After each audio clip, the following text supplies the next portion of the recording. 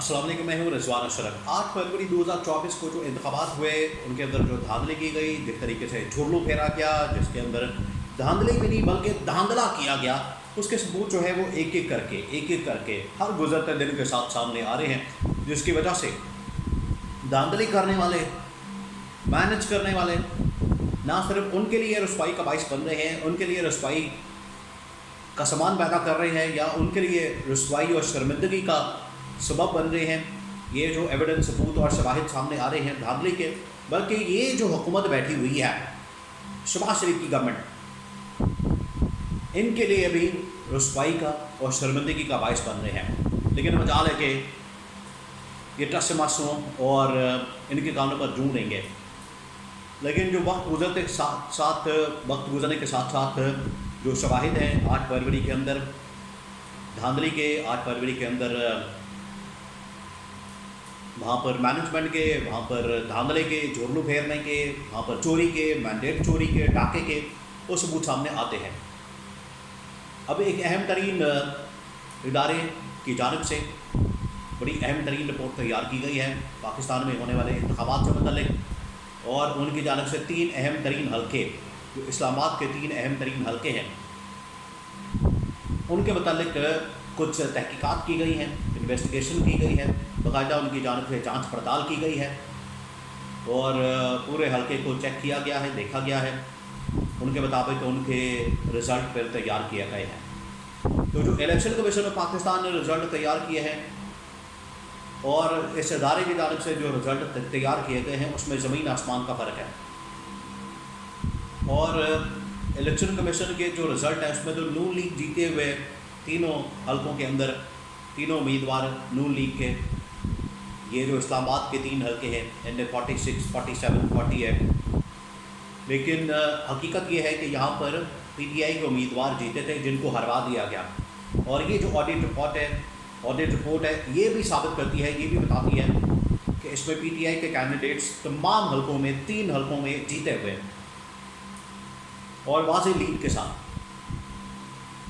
और जो इन्होंने रिपोर्ट जारी की है उसके अंदर कहा है कि ये जो रिपोर्ट है इसके अंदर जो फैक्ट्स हैं, इसके अंदर जो हमने हक़ाइक़ बयान किए हैं, ये नाक़ाबिले चैलेंज है, इनको चैलेंज ही नहीं किया जा सकता। तो एक एक इन्फॉर्मेशन, एक हल्के के बारे में इन्फॉर्मेशन मैं आपके साथ शेयर करता हूँ इस ऑडिट रिपोर्ट के बारे में, ताकि आपके सामने भी हकीकत आ सके। सबसे पहले NA 46, जहाँ पर आमिर महमूद जो है PTI के कैंडिडेट, वो जीते थे 75,000 से, और अंजुम वकील जो कि नून लीग के, वो हारे थे 38,000 से। अब इस रिपोर्ट के मुताबिक जो जांच पड़ताल की गई है इस हल्के में, NA 46 में, इसके अंदर तकरीबन कोई 342 पोलिंग स्टेशन हैं, उनमें से 300 चेक किए गए। तो ये आप लगा लें कि 80 to 85% पोलिंग स्टेशन को चेक किया गया, और उसके अंदर इतने बड़े पैमाने पर फॉर्म 47 और फॉर्म 45 के अंदर रद्दोबदल है, तब्दीली है, जिसकी वजह से जो PTI का जीता हुआ कैंडिडेट है उसको हरवा दिया गया और नून लीग के हारे हुए कैंडिडेट को जितवा दिया गया। ये रिपोर्ट भी साबित करती है, ये रिपोर्ट भी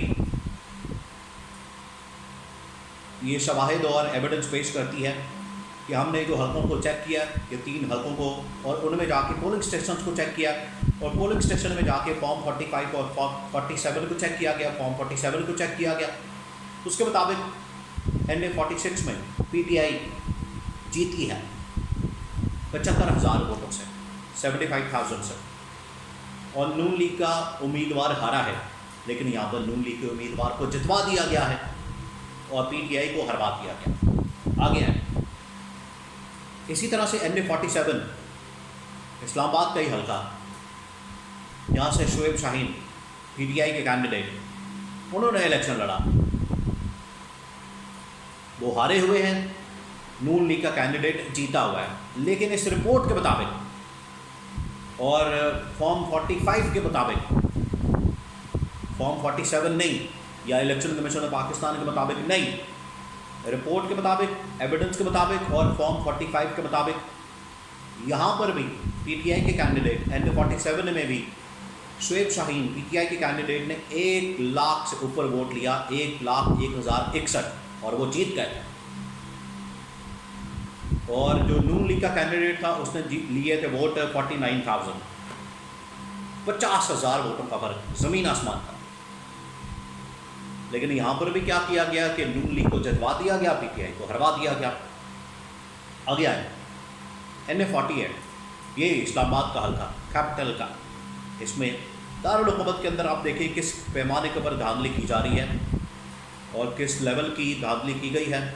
लेकिन अब जो सबूत हैं, शवाहिद हैं, एविडेंस है, वो सामने आ रहे हैं। NA-48 उसमें भी पीटीआई ने 70,000 वोट लिया, जीत गए पीटीआई का कैंडिडेट। लेकिन इसको हरवा दिया गया। और जो नून लीग का कैंडिडेट है वो 26,000 से हारा, वोट लेकर 26,000 वोट लेकर हार गया। पीटीआई ने लिए 70,000, 70,000 वोट। लेकिन अब यहाँ पर भी रिजल्ट को बदला गया फॉर्म 47 के बाद और पीटीआई को हरवा दिया गया, नून लीग को जितवा दिया। तो ये जो 3 हलके हैं, ये इस बात का सबूत है कि किस तरीके से नून लीग को जितवाया गया, झुरलू फेर के, धांधली करके, धांधला करके। बल्कि धांधली भी नहीं, इस मरतबा तो धांधला किया गया। इतना बड़ा धांधला किया गया है कि इसमें आमिर मुगल, शुएब शाहीन और एक और जो इनके कैंडिडेट है 48 से, वो तीनों जीते हुए पीटीआई के और नून लीग के हारे हुए। लेकिन नून लीग के कैंडिडेट्स को यहाँ पर जितवाया गया और पीटीआई के कैंडिडेट्स को हरवाया गया। लेकिन फ़ायदा कुछ नहीं हो रहा, क्योंकि या तो ये होना कि आपने इनके लिए धांधली की, इनके लिए आपने सब कुछ किया, इनके लिए आपने ये बड़ा मैनेजमेंट की, मैनिपुलेशन की, तो फ़ायदा हो। उल्टा ये सबूत और शवाहिद सामने आने के बाद जो धांधली करने वाले और ये हुकूमत के अंदर आने वाले, दोनों के लिए शर्मिंदगी का बायस बन रहे हैं। एक तो बात ये है कि अगर धांधली करके चले, ये हुकूमत आ भी गई है, हुकूमत अगर कारकर्दगी दिखा देती है, अगर हुकूमत परफॉर्मेंस दिखा देती, अगर हुकूमत आकर आवाम के मसाइल हल कर देती, यहाँ पर महंगाई ख़त्म हो जाती, बेरोज़गारी ख़त्म हो जाती, अदम इस्तेहकाम ख़त्म हो जाता, चाहे वो सियासी हो या मुआशी हो, सिफारती चैलेंजेस ख़त्म हो जाते, इन्वेस्टमेंट पाकिस्तान के अंदर आ जाती, IMF के साथ डील हो जाती, यहाँ पर सऊदी अरब की इन्वेस्टमेंट आ जाती, मोहम्मद बिन सलमान का दौरा हो जाता, UAE की इन्वेस्टमेंट आ जाती, कतर की, कुवैत की, मुल्क के अंदर महंगाई ख़त्म हो जाती, फिर तो हम मानते हैं चले कोई बात नहीं, धांधली हो गई, फिर भी इस हुकूमत ने आके मसाइल हल कर दिए हैं और आवाम की खदमत कर दी है, ये काफ़ी है। लेकिन 3 महीने हो गए हैं, इस दौरान तो कोई ऐसा कदम नहीं उठाया गया महंगाई ख़त्म करने के लिए, बेरोज़गारी ख़त्म करने के लिए या मसाइल ख़त्म करने के लिए। हाँ, मसाइल में इजाफ़ा ज़रूर कर दिया गया, ना सिर्फ मसाइल में इजाफ़ा किया गया बल्कि गंदम स्कैंडल 400-500 अरब रुपए की दिहाड़ी, और इसके अलावा अदरिया और इस्टेब्लिशमेंट की लड़ाई, खामोश तमाशाई हुकूमत बनी हुई है। फिर जजेस के साथ पंगा, ये भी हुकूमत लेती है। इस्टेब्लिशमेंट के साथ लड़ाई, अपने लोगों को नवाजना, अपने लोगों को वजारतें देना, और ये सब कुछ चल रहा है। सिर्फ अपनी पड़ी हुई है, अपने केसेस माफ़ करवा रहे हैं, अपना NRO ले रहे हैं और अपना किसी तरह से काम सीधा कर रहे हैं। हम बीच में से निकलें और बाकी ये अवाम जाने और इस्टेब्लिशमेंट जाने और ये PTI वाले बाद में जाने, हम अपना बीच में से फ़ायदा निकालें। IMF के साथ डील होती है, इन्वेस्टमेंट आती है, नहीं आती, इनसे इनको कोई फ़र्क नहीं पड़ता, इनकी जाने वाला। तो ये आज जो हक़ाइक़ सामने आए हैं, ये इस बात का सबूत है कि 8 फरवरी 2024 को किस पैमाने पर, किस लेवल पर धांधली करके इस हुकूमत को लाया गया। और ये अब हुकूमत जो है वो अब ज़्यादा देर तक चलने वाली नहीं है। ये जो प्रोजेक्ट लॉन्च किया गया, ये कंपनी चलने वाली नहीं है। ये जो पकड़ दकड़ करके इनको रल मिला के मुकमुका करवा के इधर से कुछ 4 पकड़ दिए, 4 इधर से पकड़ दिए, 2-3 इधर से पकड़ दी है, 2-3 इधर से पकड़ दी है, इनको इकट्ठा पुट्ठा करके बैठा दिया है एक टेबल पर, ये चलने वाले नहीं हैं। इनके चलने के आसार ही नहीं नज़र आते।